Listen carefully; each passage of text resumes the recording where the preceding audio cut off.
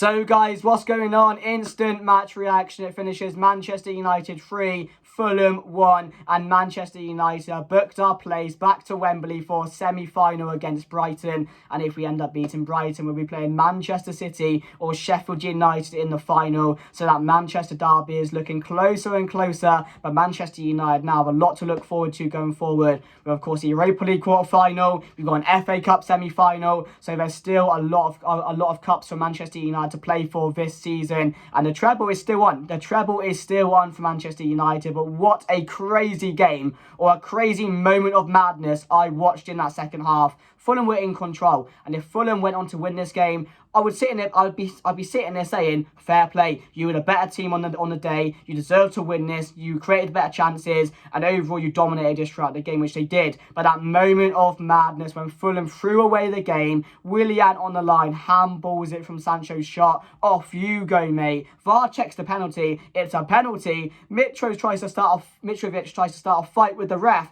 Do you know what, Mitro? Off you go as well. The manager tries to intervene. Do you know what, Marco Silva? Off you go as well. Manchester United playing against 9 men. We scored a penalty via Bruno Fernandes, and he got a brace today, and that's my captain, because when he went back into that centre mid position, he was brilliant. He was really, really good alongside, I think, was it McTominay or Fred when he came on, but he was really good towards the end of that second half. Even before the Fulham players got that red card, he was probably one of our better players in that team alongside Sabitzer. And then Sabitzer, shortly after Bruno Fernandes' penalty, gets his first goal for Manchester United. I think he deserved that as well after today, because the moments where he has come off the bench this season, he's had an impact. He really has. So I thought he deserved that today, because he was having a lot of chances in the game. So for him to get his first goal, I'm very happy for that. And then we just needed to hold on, slow the game down, and we did that. But yeah, Fulham, what were you doing throwing that game away? Because that was their semi-final to go into next month. But, you know, we've taken that place. We're heading back to Wembley. I can't complain too much about that,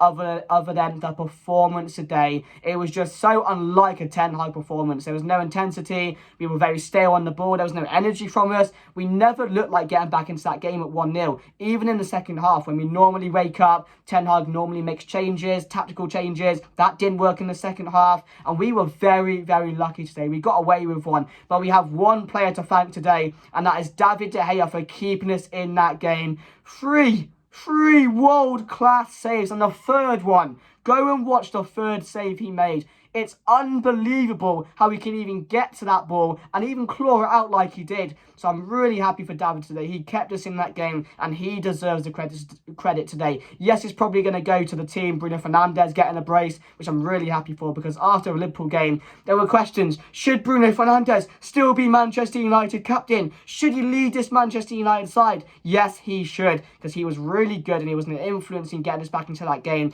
with his penalty and with the third goal as well, finishing the game off. And you just knew that third one was going to go in, and he smacked it in that goal as well.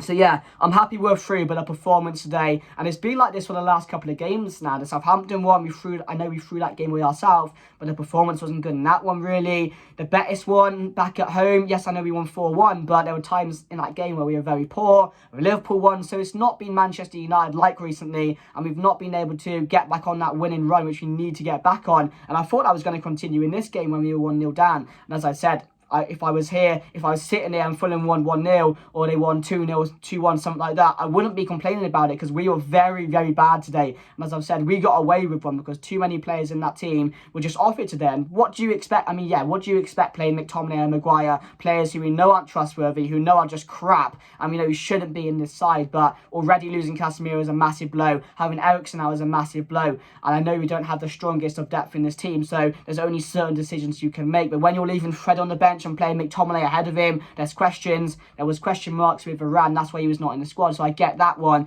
but there were still a few things in that side when it was still a strong team, don't get me wrong, and we should have been winning that game. We should have been controlling that game. There's not many times this season I've looked at this side and thought, you know, we look bad at home. We look bad at home. I've not said that many times this season, but today it was a question mark. And again, that needs to improve, because that performance was unacceptable. It really was. I know Fulham are a good side. I said that in the preview. They're going to be very hard to come out here and overcome. And, you know, we're not guaranteed to get past them. And I said in the preview, we're not going to win this game 2 or 3-0 comfortably. It's not how it's going to work. It's the Cup. Fulham I've got here on merit. They've been really good this season, and they gave us a really good game. And maybe our players were surprised by how good they were and how they came at us today, because they didn't just sit back. They didn't allow us to just have all of the ball. They had most of the ball in the first half, and they were the better team, creating better chances, and they deserved their goal. So yeah, fair play to Fulham, really good. But as I've said, they threw it away themselves today. We can't be complaining. They're going to be the ones complaining today. Their fans are, because they threw it away themselves. The handbags came out, and that was just a moment of madness. I had no idea what was going on.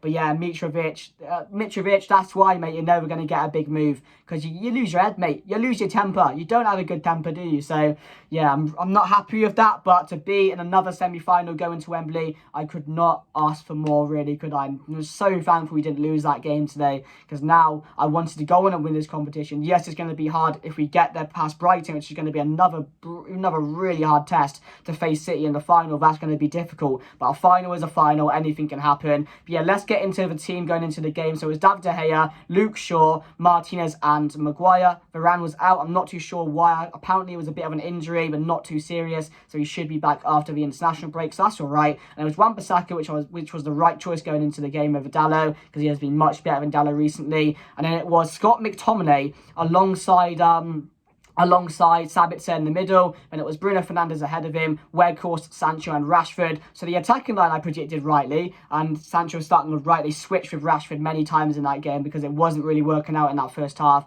But that was the team going into the game. The only concern I had was obviously Maguire and Scott McTominay starting. When I saw that, I just looked down and thought, it's going to be one of these days, isn't it? And it was going to be one of those days, because both of them were crap. There was no midfield. You could tell we were missing Fred as well, the energy in the middle, the experience, the knowledge of Casemiro compared to the knowledge of Scott McTominay. We were missing that big time. That was a massive blow. So it just was simple things which we know were going to affect the team, but we couldn't really help it because there was no Casemiro to come in and do the job he normally does. There was no Eriksen to come in and do the job he normally does. There was no Varane to help us out at the back, be calm when we needed to. So it was always going to be, there was always going to be moments in this game where Fulham had their chances, Fulham had their momentum, because we don't have control when we don't have Casemiro on the side. We have no control. It's happened numerous times now. Whenever Casemiro is not playing, we just look bad. We look a bad side. I don't know why that is. Maybe that's just something that the players have come to, where they're like, if Casemiro is playing, we can play well, because that's a leader in the middle. That's an experienced player. But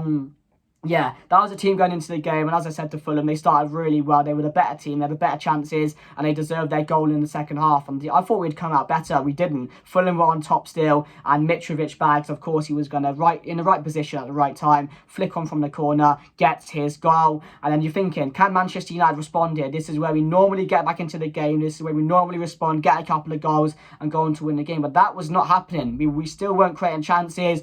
Maybe there was one or two shots which were going at the keeper, maybe over the bar or so, but there was no improvement. I saw no improvement in that game. The energy wasn't up. There was still no intensity. It was still very stale. The players just holding on to the ball for way too long, and it was just really concerning. I was getting really angry at the time, because I was like, get forward. We're losing this game, and you're sat there dwelling on the ball thinking, what should I do? Where should I go? Go forward, man. Go forward. It was really starting to piss me off. But yeah, that moment of madness happens. We're playing against 9 men. We get the goal. We get the second goal, and then we just hold on.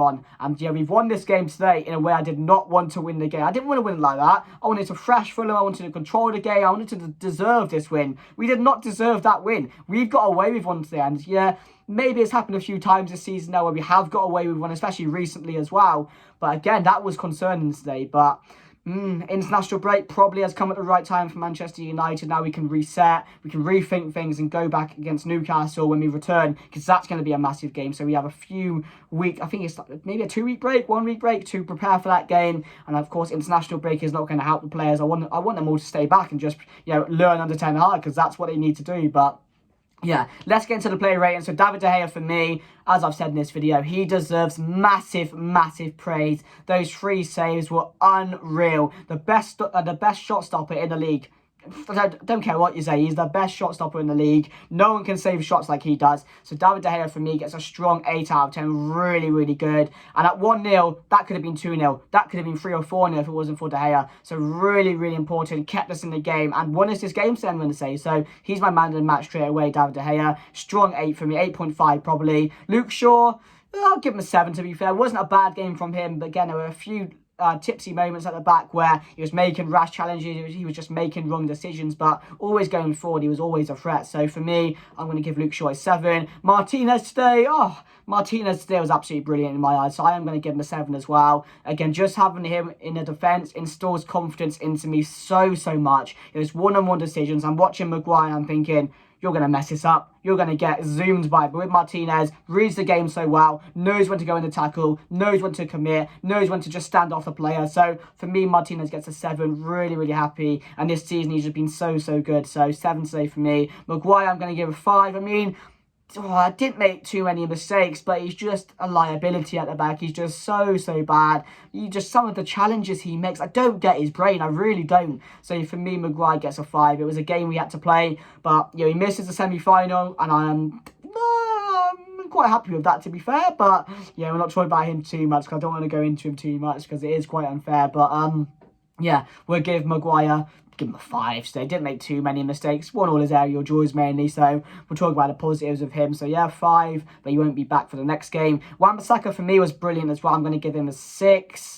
I'll give him a 6 to be fair, just above average. I thought he had a good game today. There were moments where over on his side, he lost his player quite a bit in that game, and that's where some of the threats were coming into. But again, defensively, was really good to be fair. Made the challenges when he needed to. And again, he's a much better outlet than Dalot at the moment. So we'll give him a 6 to be fair. In the midfield, McTominay, give him a 4. Absolutely terrible. You can't play him in midfield because the amount of space the opposition team has, because he has no idea what he's doing. He has no idea of his position. He has no idea where he has to be at all times. He just runs up the field and runs back like he's playing a game of football at school. That's how bad he is. Yes, he made one good interception in the first half, but other than that, you just notice it goes from like a 5% experience to 100%. Between Casemiro and Scott McTominay. That's how bad the midfield was. Sabitzer could only do what he's going to do when there's limited space in the middle because McTominay's not covering himself. So, we'll have to give McTominay a 4. Sabitzer for me, I'm going to give him a 6 as well. I thought, at times he was looking bright today. Got his first 90 minutes in the bank, which I'm really happy for. And again, he got his first goal for Manchester United, which he has deserved. So we'll give him a solid 6 today. I thought he was probably one of the better players out of the bunch that started the game. So I'll give him a 6. Bruno Fernandes for me was a 7 as well. I thought the first half very poor. I was questioning his performance. But that second half, Bruno woke up. When he slotted in back alongside Scott McTominay, I think it was back alongside Fred when he came on as well for McTominay. He was really influential in that midfield. As soon as we scored that penalty, we had to get Bruno on the ball as much as possible because he was the one passing the balls. He was the one who had the knowledge, the insights to make that pass, to look out for that pass as well. So for me, I'm going to give Bruno Fernandes. We'll give him a 7 today. My captain scored a brace today. Really happy for him. We move on to Rashford again. Had a dull performance today, and that's not the first time.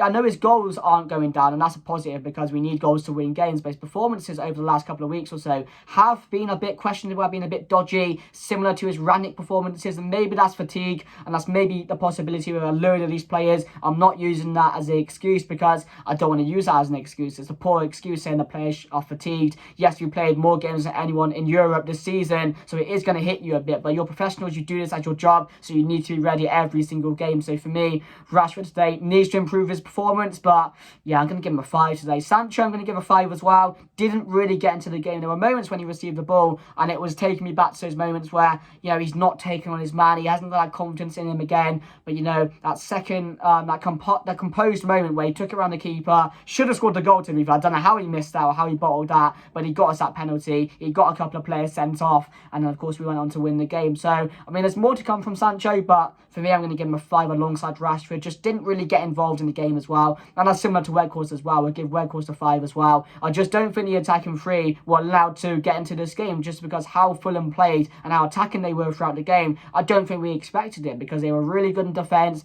really good in the midfield. They transitioned well into the attacking areas as well. So I think we were very surprised at how Fulham came at us today, and that was the issue. We just didn't know how to react, and that's what happened throughout the whole game until that moment of madness happened. So Ten Hag for me, I'm going to give Ten Hag, I'm going to give him a 7. I thought the team not playing Fred was very questionable because you need that energy in the midfield against any side that you're playing. You need that player that's going to run. You need that player that's going to press. McTominay and Sabitzer, Is that the balance which you needed in today's game? No, it was really, really poor because they've never played with each other for 90 minutes, I don't think. So that was a very questionable decision. And again, the midfield just got dominated today by Fulham. So, yeah, we could 10 out of 7. But yeah, wow, we did not win that game in the way I wanted to. But at the end of the day, you can't complain. Another home win, still undefeated at Old Trafford since that Brighton game at the start of the season. What a record we are starting to bring up there. And we're through to another semi-final. We're heading back to Wembley. And again, you can't ask for more than that, can you? But yeah,